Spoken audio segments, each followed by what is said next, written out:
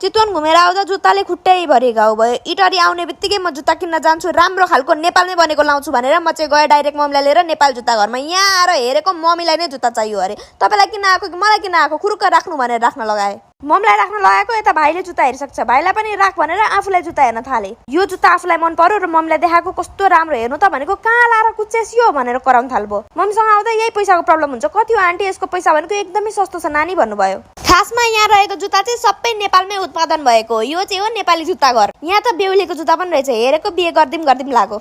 इटरीको Durga party प्यालेसको छेउमा रहेको यो नेपाली जुत्ता घरमा चाहिँ 4वटा नेपालको ब्रान्डको जुत्ताहरू, त्यही पनि 25% अफमा छ है। एकदमै कम्फर्टेबल, रिजनेबल एन्ड एफोर्डेबल प्राइसमा। अनि बजारभन्दा सस्तो दाममा जुत्ता भेटेपछि त हामी तीनजनाले यति धेरै जुत्ता किन्यौँ, दसैँ आयो जस्तो लाग्यो। हुँदा हुँदै अब गाँजाबाट बनेको मोजा पनि हरे क्या, कति धेरै उन्नति हुँदैछ त हाम्रो देशमा, हेर्नु त। अब चाइनिज र इन्डियन लगाउन छोडौँ, आफ्नै नेपालमा बनेको नेपालकै उत्पादन सामानहरू लगाउन थालौँ है। अब इटरी छुइनँ नानी म त भन्नुहुन्छ भने अनलाइन डेलिभरी पनि हुन्छ है। यहाँ इटरीमा हुनुहुन्छ भने चाहिँ मस्ट भिजिट गर्नुहोस्। यति धेरै कम्फर्टेबल लाग्यो कि मलाई यहाँ, मैले त लगाइवरी घर गएँ। म त गइसकेँ, तपाईँहरू आउने होइन त।